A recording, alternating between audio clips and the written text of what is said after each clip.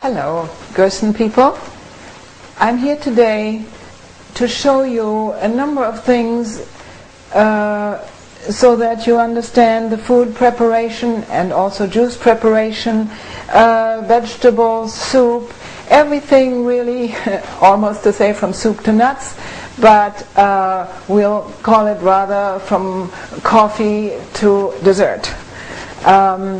So in order to start the day out, I think we'll start with a coffee concentrate. Now, a lot of the people at the hospital have become used to using coffee concentrate, and it is very important that you understand that the coffee description in the Gerson book is straight coffee, is not the concentrate. So I want to be very sure that that is clear, that we know how to make the concentrate versus the straight coffee. Now, the straight coffee is described very exactly in the Gerson book, and it tells you that it takes 3 tablespoons, rounded tablespoons of drip grind coffee per enema. Now, if we want to make concentrate, then we know that for whatever the number of enemas we are making it for, we need 3 tablespoons per enema.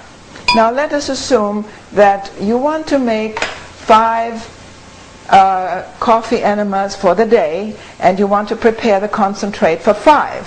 So we know that you need 15 tablespoons of coffee, 15 rounded tablespoons.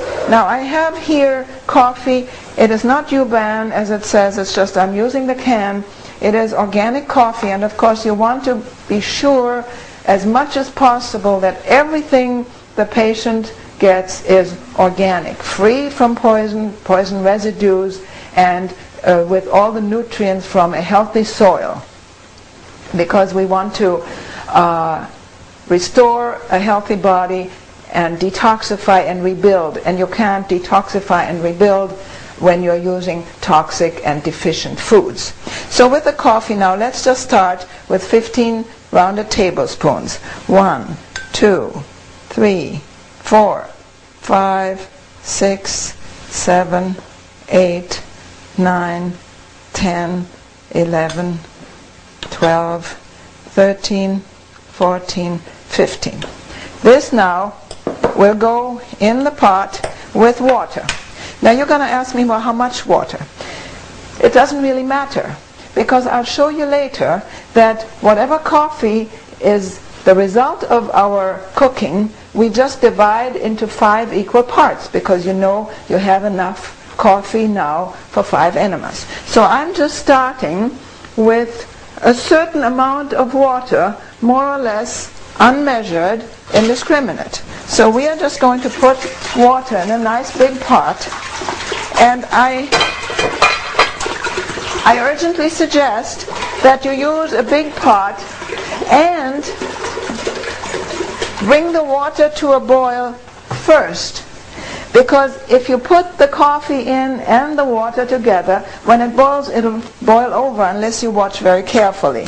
So you want to bring the water to a boil, and then when it's boiling, you carefully add the coffee, and you stir it, and you let the water cook for 20 minutes. I use my timer. If you don't have a timer on your stove, simply use a clock or a little alarm or something. But you are supposed to let it come to a boil and then simmer for approximately 15 to 20 minutes. And that's what we'll do.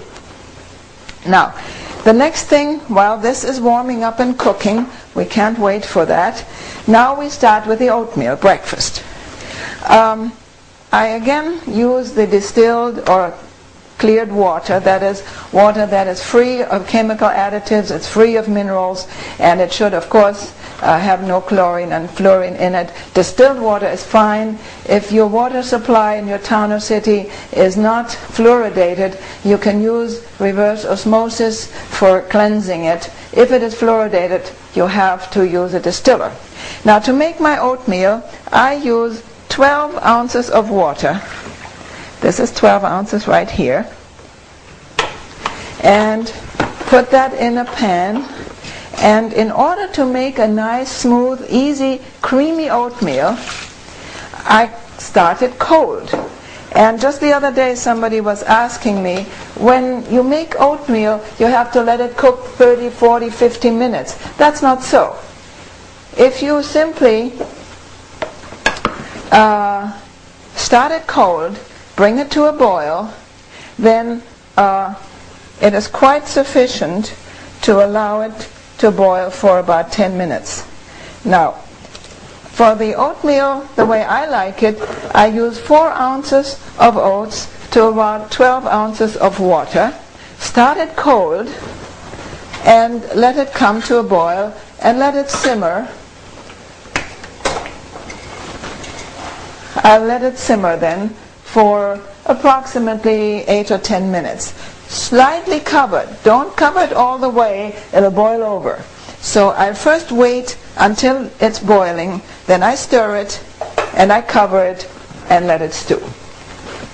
Okay, while we're waiting for this, you know that with the oats you're going to give the patient either stewed fruit, or you can use all kinds of other fruit. For instance, you can use raw grated applesauce. You can use cooked applesauce. You can use, for instance, certain fruit that Dr. Gerson suggests are easier digested when they're stewed. In the season, you will find that pears are delicious when stewed. You can use pears stewed with your oatmeal. Also, the very short season, unfortunately, for plums, Italian plums and such, Dr. Gerson also suggests in the book that plums are more easily digested when stewed. So you can make stewed plums and use those as a cover or as to eat with your oatmeal. Try to vary the oatmeal by simply varying the fruit. You can have raw grapes and eat them with your oatmeal. Cooked vegetables, cooked fruit, or stewed dried fruit, or whatever you can think of that'll give the patient a little interest in flavor variation. Now, in order to show you what I do for the applesauce, of course most of the Gerson patients have the Norwalk juicer. It's very, very easy to make raw applesauce with the Norwalk juicer. So let us have a few moments and look at that. Your juicer, as you know, has a grid, and with this grid the peel from the apple is held back. So if you just put the apples through the grinder part of the juicer, the peel stays behind and you come out with very nice applesauce. Let's try that.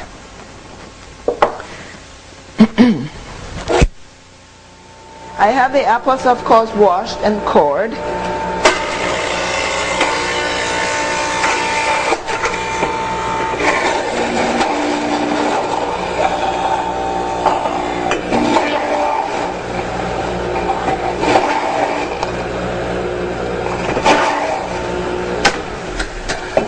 Okay.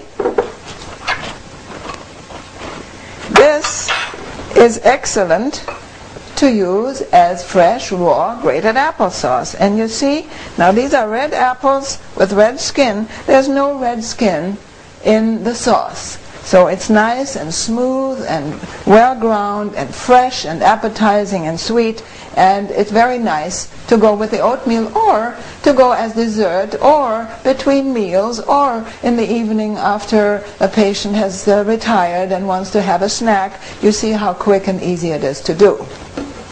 Now, I'm going to make a little bit more of the apple because I'm going to save a little bit for something else I want to make later. So we are going to grind up a little bit more.